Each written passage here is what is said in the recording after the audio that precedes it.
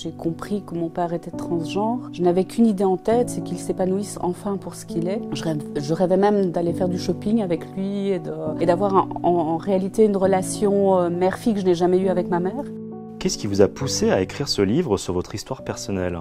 En fait, en réalité, je ne sais pas s'il y a vraiment quelque chose qui m'a poussée.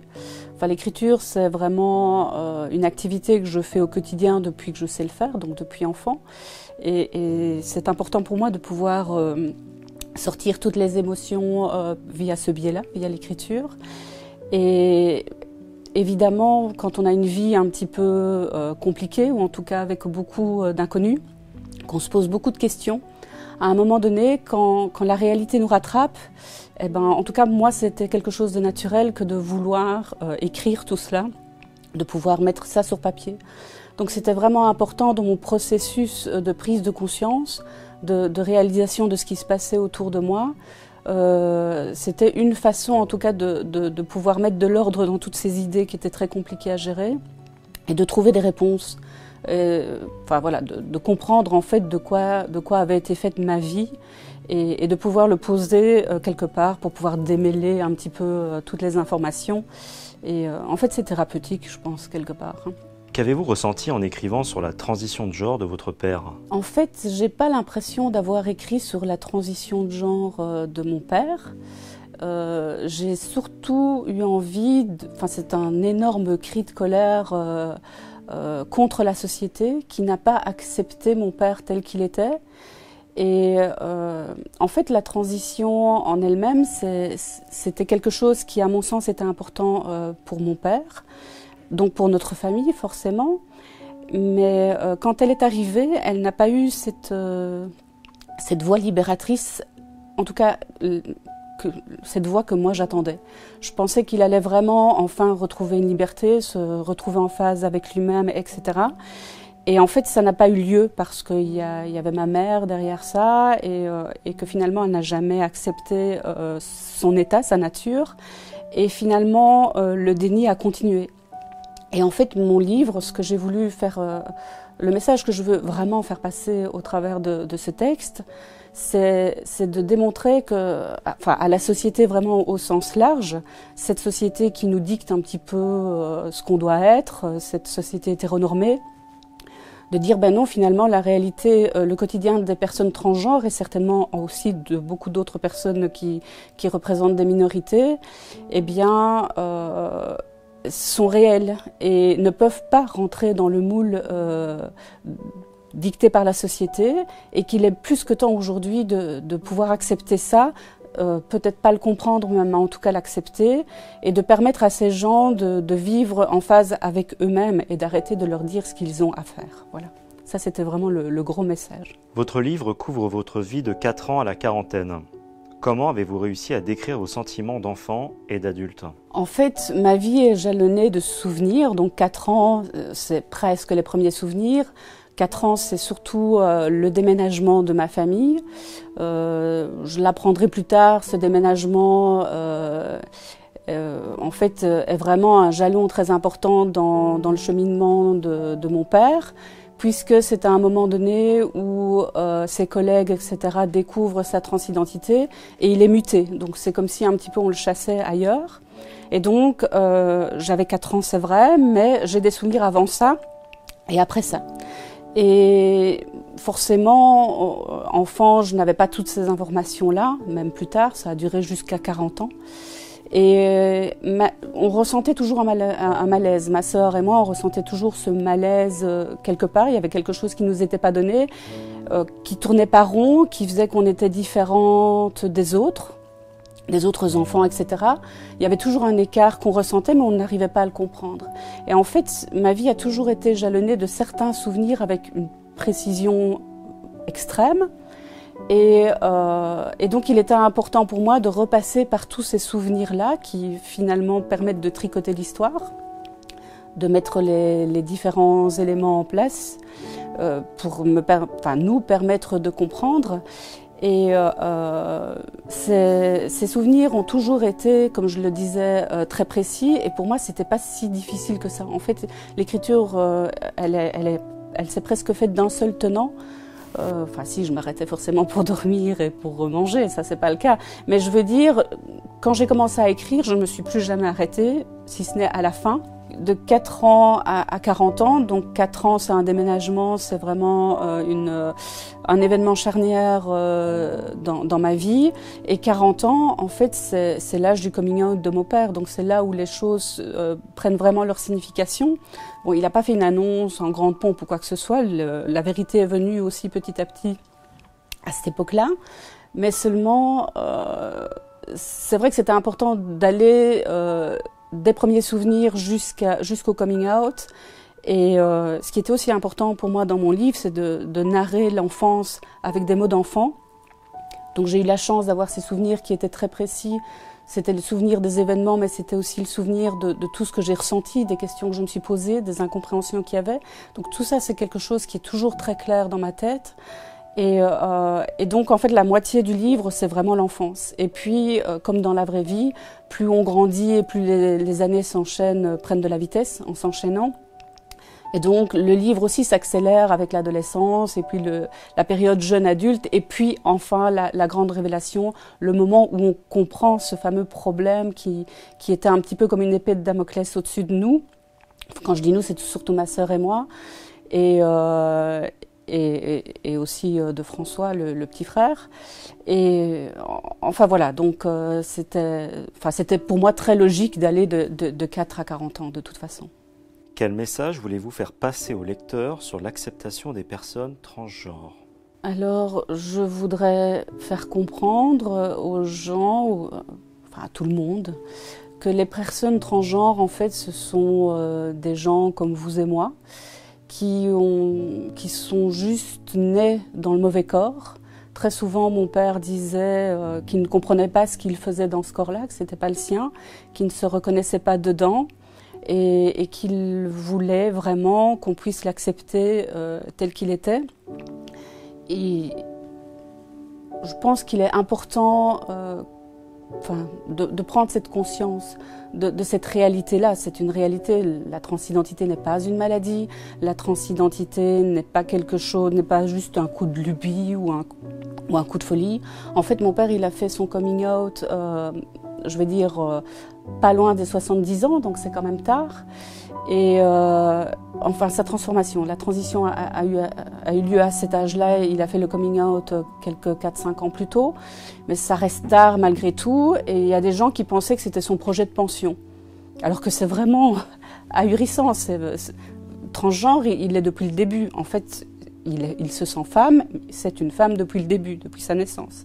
À 5 ans, il criait très fort à sa mère qui voulait enfin avoir son corps de fille.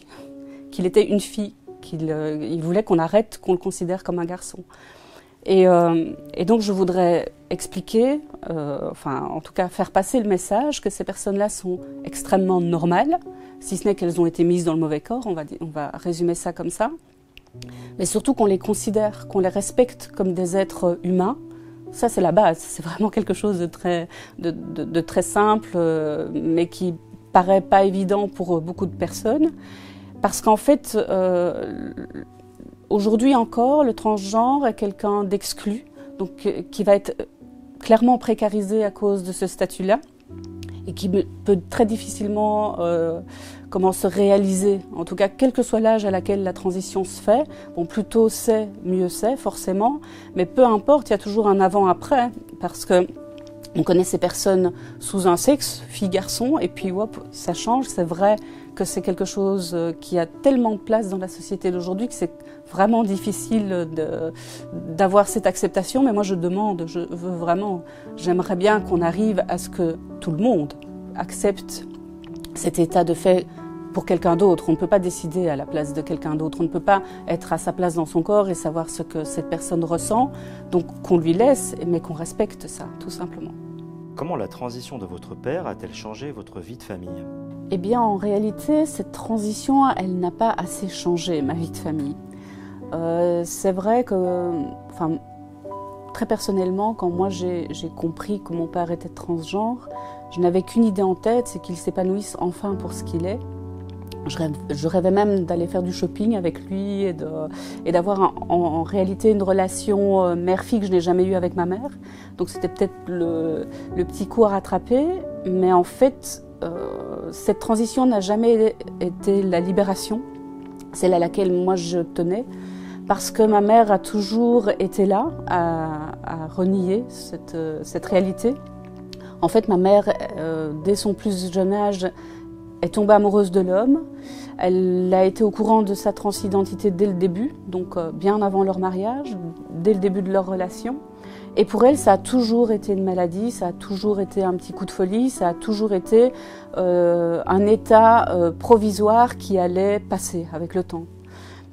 Et en fait, ça n'a pas passé, jamais, à aucun moment. Et donc, elle a toujours voulu voir cet homme qu'elle aimait. Et au moment de la transition, je pense que d'ailleurs mon père ne lui a jamais avoué qu'il a fait réellement l'opération, donc qu'il est aujourd'hui femme. Je suis même pas sûre qu'aujourd'hui elle le sache, ou en tout cas qu'elle s'en rende compte, si ce n'est qu'effectivement elle a une femme devant lui. Mais ma mère reste dans une nébuleuse comme ça, où elle voit constamment l'homme qu'elle aimait, et elle a certains moments de lucidité où elle se rend compte, où elle voit Marie. Et à ce moment-là, elle l'insulte, etc. Donc je vais dire la situation, malgré la transition, du point de vue familial, donc mes parents et nous les enfants, eh bien ça n'a pas évolué, malheureusement. Donc ça, c'est vraiment une grosse déception. Et maintenant, l'âge avançant, c'est presque peine perdue, quoi. J'ai l'impression que ça n'arrivera jamais, malheureusement. Et je souhaite vraiment pour d'autres personnes dans ce cas-là, qui vont pouvoir avoir un autre échappatoire, ou en tout cas que ça va se passer autrement pour eux et que ça sera une vraie libération, et que ces personnes transgenres qui font leur transition puissent enfin se trouver eux-mêmes, tout simplement. Pourquoi avez-vous choisi le titre « Les enfants inutiles » ? C'est presque comme une évidence. C'est vrai que le titre d'un roman, il ne vient pas forcément au début, dès les premiers instants de l'écriture, mais très vite, je ne voyais pas trop comment j'aurais pu l'appeler d'autre. En fait, les enfants inutiles, c'est clairement nous, donc notre fratrie, donc Éléonore, Diane et François. Donc notre mère nous a confié un rôle dès notre naissance. Donc c'est-à-dire que oui, nous avons été des enfants désirés, ça j'ai aucun doute sur le sujet. Mais par contre, notre mère qui voulait trouver l'homme de sa vie, donc qui ne voulait pas accepter que son mari soit transgenre, nous a assigné ce rôle de faire de notre père un homme. Et au fil des années, et ça assez vite, très vite, notre mère se rend compte que Marie revient constamment, de façon sporadique, mais elle revient. Donc en tout cas, Diane, ma grande sœur et moi, alors qu'elle avait 6 ans et moi 4 ans, eh bien elle se rend compte qu'on a échoué, tout simplement. Et je pense que très clairement, à partir de ce moment-là, elle nous a haïs, tout simplement, parce qu'on n'était pas parvenus de faire de notre père un homme. Alors que il faut savoir que ma mère était institutrice maternelle, donc elle avait de très bons contacts avec tous les enfants à l'école. Et systématiquement, elle les prenait comme exemple en disant « eux, au moins, ils ». Évidemment, elle ne disait pas les choses telles quelles, ça c'est quelque chose qu'on a compris bien après. Mais ils étaient toujours mieux que nous, à tout point de vue. Mais en fait, tout simplement parce que tous ces enfants-là ont pu faire de leur père un homme. En tout cas, tous ces enfants-là, leur père c'était un homme, c'était pas une femme ou que sais-je. Et nous avons échoué. Et alors, dans l'histoire, 5 ans après, naît François, parce que c'était important pour ma mère d'avoir un garçon après 2 filles, parce que puisque les filles n'avaient pas suffi, ce n'était pas suffisant que pour faire comprendre à son mari qu'il était un homme, elle s'était dit, le garçon va y arriver. Là, c'est clair que parce qu'en fait, mon père disait très souvent qu'il était incapable de faire des garçons parce qu'il n'avait pas de chromosome Y. Enfin voilà, ça c'est la petite histoire un petit peu. Mais c'est un discours que nous, enfants, on entendait régulièrement. Et donc, l'arrivée du garçon, évidemment, donne un petit coup de satisfaction à notre mère. Elle revit pendant quelques années jusqu'au jour où Marie revient une nouvelle fois, et là c'est vraiment la descente aux enfers, quoi, d'une certaine façon. Et donc, enfants inutiles, les enfants inutiles parce que nous ne sommes pas parvenus très simplement à faire de notre père un homme. Vous dites qu'il faut accepter sans comprendre. Pouvez-vous nous en dire un peu plus ? Oui, c'est vrai que souvent en psychologie, après je ne suis pas du tout psychologue, hein, donc j'ai absolument pas de référent en la matière, mais on dit souvent que que dans tout le cheminement pour aller mieux, il faut d'abord identifier, mettre le doigt sur les problématiques, il faut les analyser, etc. Et puis il faut les comprendre pour pouvoir les accepter. Et en fait, à mon sens, la transidentité, c'est quelque chose qu'il est extrêmement difficile de comprendre. Même moi, alors qu'aujourd'hui, ça fait quand même plus d'une dizaine d'années que mon père a fait son coming out et que c'est un univers que je frôle au quotidien. Je ne rentre pas dedans parce que c'est clairement pas mon univers. Mais je côtoie mon père tous les jours, c'est quelqu'un que j'adore, etc. Mais clairement, la transidentité, c'est très personnellement quelque chose que moi-même je ne comprends pas. Je ne pourrais jamais m'imaginer vouloir être un homme ou vouloir me glisser dans la peau d'un homme. Voilà. Mais par contre, c'est une réalité, ça existe. Donc on peut pas, c'est pas parce qu'on le comprend pas qu'on doit le nier ou dire que non, c'est du n'importe quoi. Donc voilà, ça c'est vraiment le message que moi je retiens, c'est qu'on peut faire tout ce qu'on veut, il y a des choses qu'on ne comprend pas, qu'on ne comprendra jamais, mais qui sont bien réelles, voilà. Qu'est-ce qui a été le plus difficile en écrivant votre histoire ?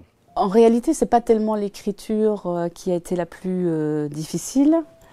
Au contraire, écrire, c'est quelque chose qui est venu presque naturellement. J'avais même besoin. Donc, les moments où j'écrivais pas, je n'attendais qu'une chose, c'était de pouvoir me retrouver à écrire. Donc, c'était vraiment quelque chose qui a coulé de source.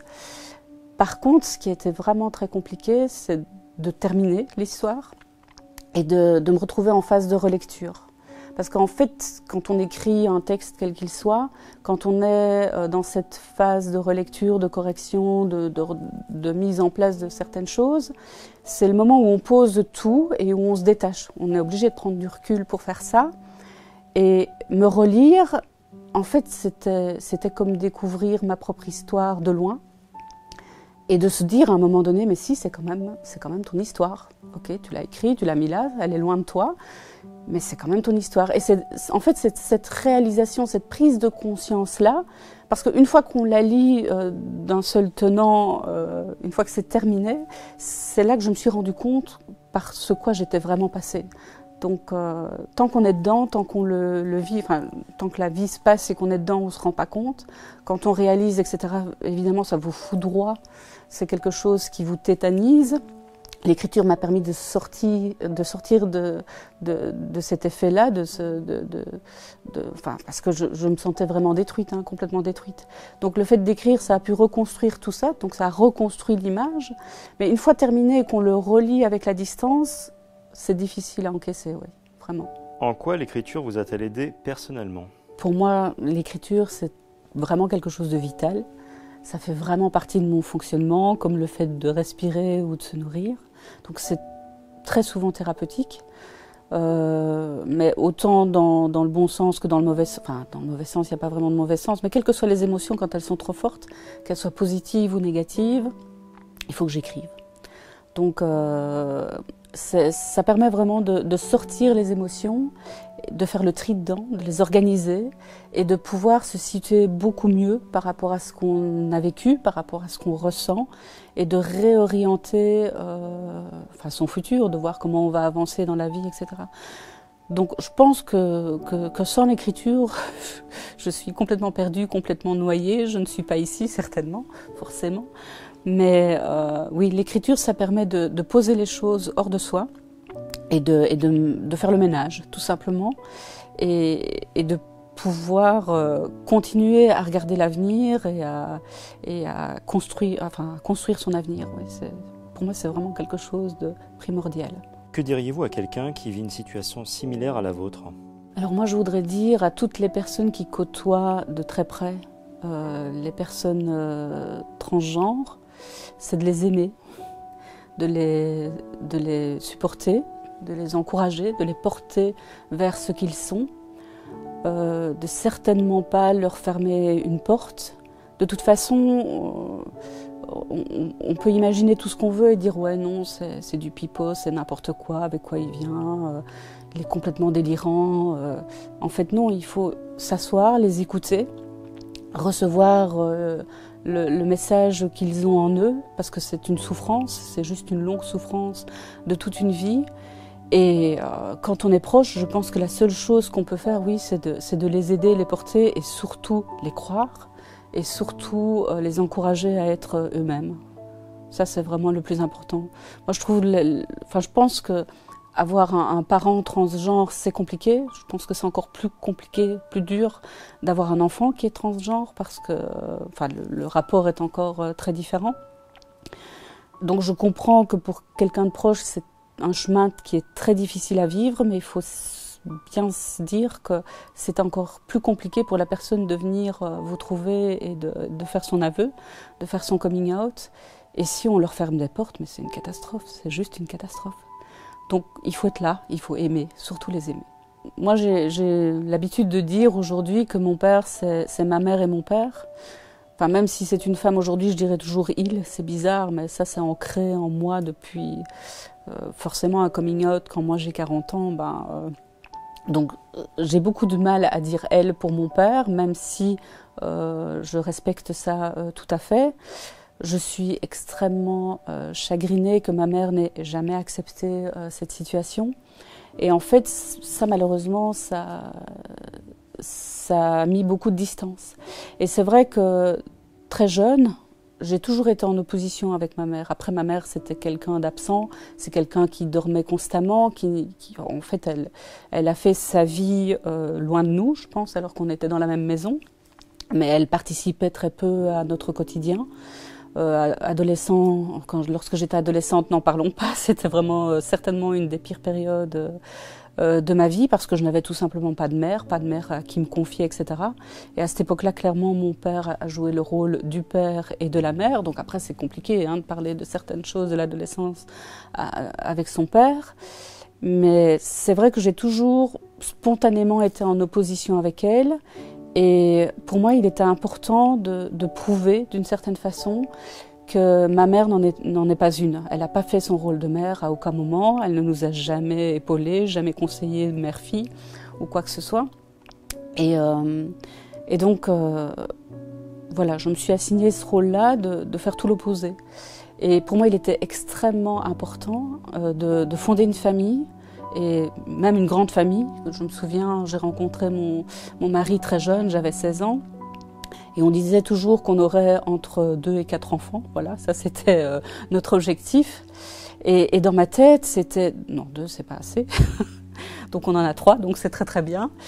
Et c'est comme une revanche, quoi. Et c'est clair que moi je donne tout à mes enfants, je veux être là à chaque instant de leur vie qui est important, je veux les regarder, je veux les respecter pour ce qu'ils sont et les porter. Ouais. Moi j'aime bien porter les gens que j'aime, donc je porte mon père tant que je peux et je porte mes enfants vers leur destin, vers ce qu'ils devront faire dans la vie. Mais en tout cas je serai toujours là à leur côté pour les épauler. Ce que ma mère n'a jamais fait, donc c'est une revanche, clairement. Ma famille est une revanche.